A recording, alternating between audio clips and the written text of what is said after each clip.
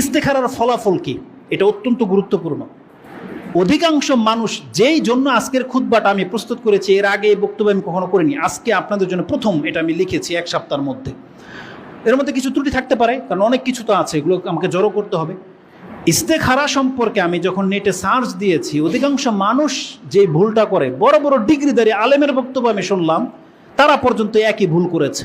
তারা মানুষকে এমন ভুল কিছু শিক্ষা দেয়, নিজের মন গড়া, তার কোনো দলিল নাই।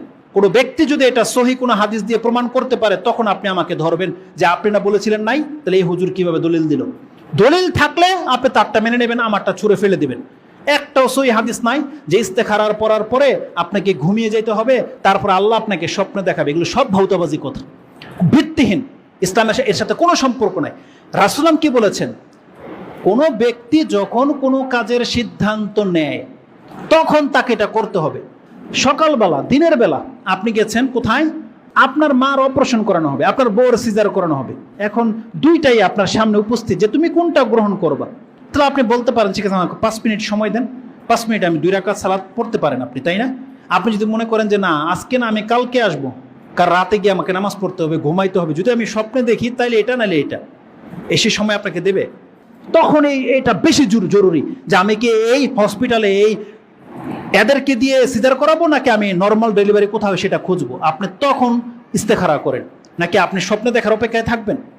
না, স্বপ্নের কথা কোনো হাদিসে আসে নাই, কোনো হাদিসে আসে নাই। এটা আমাদের এক শ্রেণীর হুজুরদের ব্যবসা। আপনাকে ধর্মের নামে তারা তামাশা করে, যে আপনি রাতের পরে শুয়ে যান, আপনাকে আল্লাহ স্বপ্নে দেখাবে। এটা স্বপ্নের ধর্ম, এর সাথে কোনো সম্পর্ক নাই ইস্তেখারার। ইস্তেখারা হলো জাস্ট আপনি একটা সিদ্ধান্ত নিয়েছেন যে আমি এই জায়গাটাই কিনবো, সিদ্ধান্ত হয়ে গেছে, এখন শুধু আল্লাহর কাছে আপনি বলতেছেন আল্লাহ এটা যেন কল্যাণকর হয়, তাহলে কাজটা যেন সহজ হয়, কল্যাণকর না হলে কোনোভাবে যেন এটা ডিসমিস হয়ে যায়। আলেমরা বলতেছেন ফলাফলটা আপনি কিভাবে বুঝবেন? হয়তো আল্লাহর পক্ষ থেকে কাজটা আপনার জন্য সহজ করে দেওয়া হবে, যে সহজই কাজটা হয়ে গেল, তখন আপনাকে বুঝতে হবে যে আলহামদুলিল্লাহ তাহলে এটাতে বরকত হবে। আর এই ফলাফল জানার কোনো মাধ্যম নাই, ফলাফল একটাই, সেটা হলো যেই বিষয়ে আপনি ইস্তেখারা করেছেন, এটা যেই দিন এই ঘটনাটা সমাপ্ত হয়ে যাবে, লস হোক আর লাভ হোক, আপনি জেনে নেন এটাই হলো ফলাফল। আপনি হারেন আর জিতেন, এটাই আল্লাহর ইচ্ছা। আপনি দোয়া করেছেন, তারপর আল্লাহর ইচ্ছা ছিল আপনি ঠকবেন, ঠকেছেন, আপনাকে মেনে নিতে হবে, এটাই হচ্ছে তাকদীর। কিন্তু আপনাকে স্বপ্নে দেখাবে, এগুলোর কোনো ভিত্তি নেই, কোনো ভিত্তি নেই। এটা কেউ বলতেছে ইয়া রাসূলুল্লাহ, আমাদেরকে বলতেছে ভাই আমি তো অনেকদিন ইস্তেখারা করেছি, স্বপ্নে তো কিছুই দেখি না। আরও আজীব কি লেগেছে জানেন? ইন্ডিয়া, পাকিস্তানে, অন্য অন্য রাষ্ট্রগুলোর মধ্যে কি আছে, এরা কি শিক্ষা দেওয়া হয়? কেউ নাকি বলেছে যে তুমি বাম পাশ থেকে কোরআনটাকে খোলো, প্রথমে যদি জান্নাত শব্দটা তোমার চোখে পড়ে তার মানে এটা করো, আর যদি জাহান্নাম শব্দটা পড়ে তাহলে তুমি এটা কইরো না। আচ্ছা এগুলো কি ধর্ম? আচ্ছা এমন একটা পৃষ্ঠা খুললেন যেটার মধ্যে জান্নাতের কথাও নাই, জাহান্নামের কথাও নাই, তাহলে আর একটা পৃষ্ঠা খুলে বলতেছে। কেউ বলতেছে যে স্বপ্নে যদি আপনি লাল কিছু দেখেন তাহলে তুমি এ মেয়ের বিয়ে করো না, বা এই কাজটা করো না, আর যদি সবুজ কিছু দেখো তাহলে তুমি করো। তার মানে লাল সিগন্যাল বোঝেন না, থেমে যাও, আর সবুজটা কি মানে যাও। আর এটা তো মক্কার মুশরিকরা করতো, তীর রাখতো, ধনুকের মানে তীর রাখতো থলিতে, বের করলো লেখা থাকতো ইফআল, তার মানে করো, আরেকটা বের করলো লা তাফআল, করো না। এটা তো মক্কার মুশরিকরা করতো। মুসলিমদেরকে আল্লাহ বলছে যে তুমি এরকম একটা কিছু বের করো, যে হ্যাঁ অথবা না। শালিক ঢিলা পাখি দিলাম, যদি জোড়া যদি ডান দিকে যায় তাহলে ভাগ্য ভালো, বাম দিকে গেলে ভাগ্য খারাপ।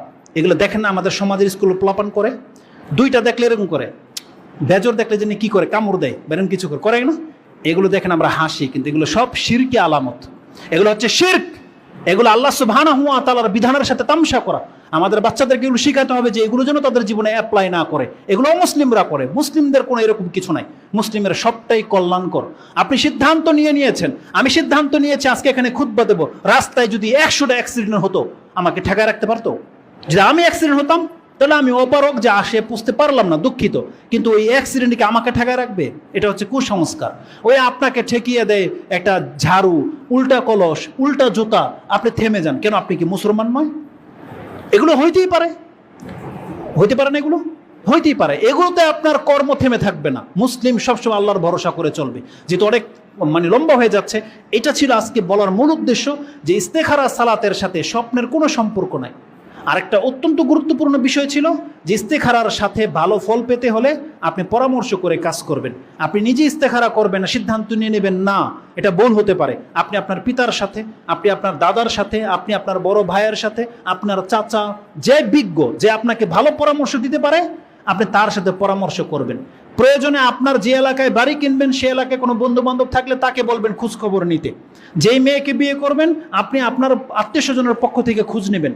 আল্লাহ বলছে তুমি পরামর্শের ভিত্তিতে কাজ করো। আর এটা আমার আপনার কতটা গুরুত্বপূর্ণ, যেখানে আল্লাহ রাসূলকে বলেছেন এই কথা, হে নবী আপনি পরামর্শ করে কাজ করবেন। আরে যার কাছে ওহী আসে যথেষ্ট হয়ে যেত, কিন্তু আল্লাহ বলছে না, বিভিন্ন ক্ষেত্রে আমি তোমাকে ওহী করব না, দুনিয়াবি এই ক্ষেত্রে তুমি সাহাবীদের পরামর্শ নিয়ে চলতে হবে। যুদ্ধ কিভাবে করতে হবে, খন্দকের যুদ্ধ ওহীর মারফতে হয়েছিল না পরামর্শের মারফতে হয়েছিল?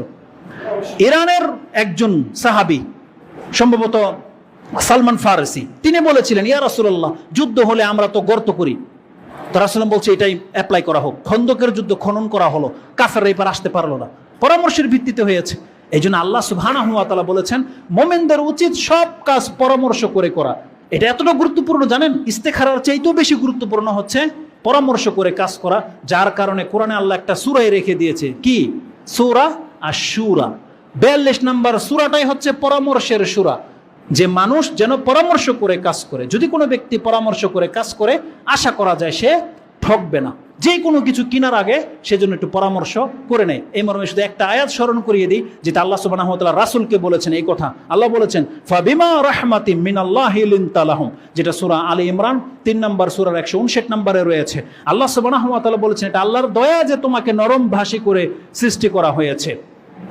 তারপর আল্লাহ বলতেছেন ওয়ালাউ কুনতা ফাজ্জান গালিযাল কলব, তুমি যদি কঠোর হৃদয়ের হইতা লানফাদ্দু মিন হাউলিক, তা তোমার কাছ থেকে সাহাবীরা সব দূরে সরে যেত। তারপর রাসূলুল্লাহ বলছেন ফাআফু আনহুম, তাদের কিছু অপরাধ হলে তুমি তাদেরকে ক্ষমা করে চলো। ফাআফু আনহুম, আল্লাহ সুবহানাহু ওয়া তাআলা রাসূলকে এখানে শিক্ষা দিচ্ছেন সাহাবীদেরকে ক্ষমা করে চলেন, তাদের জন্য আল্লাহর কাছে ক্ষমা চান, এবং ওয়াশাওিরুহুম ফিল আমর, সিদ্ধান্তের ক্ষেত্রে আপনি বিজ্ঞ সাহাবীদের কাছ থেকে পরামর্শ গ্রহণ করেন। সুবহানাল্লাহ, আল্লাহ রাসূলকে বলতেছেন এই কথা। এটা রাসূলের কোনো প্রয়োজন ছিল না, কিন্তু এটা কাদের জন্য? আমাদের জন্য, যেটা আমাদের রাসূলের সুন্নাহ। রাসূলকে পর্যন্ত পরামর্শ ভিত্তি করে কাজ করতে হয়েছে, এটা অত্যন্ত গুরুত্বপূর্ণ। এজন্য আপনি যত বড় এডুকেটেড পার্সন হয়ে যান না কেন, যত বিদ্যা বুদ্ধি আপনার থাকুক না কেন, যত পাওয়ার আপনার থাকুক না কেন, সব কাজ আপনি একা সিদ্ধান্ত নিয়ে করবেন না, এতে আপনার ক্ষতি হতে পারে। এলাকার মাতাব্বর যিনি হন তার ক্ষমতা থাকতে পারে, কিন্তু সে যদি এলাকার বিভিন্ন মানুষের সাথে পরামর্শ করে কাজ না করে না, সেই জাতি উন্নতি হতে পারবে না। আল্লাহ সুবহানাহু ওয়া তাআলা আমাদেরকে বোঝার এবং সে অনুযায়ী আমল করার তৌফিক দান করুন। আরও বেশ কিছু কথা থেকে গেছে, আল্লাহ সুবহানাহু ওয়া তাআলা আমাদের জন্য এই কথাগুলোকে বলার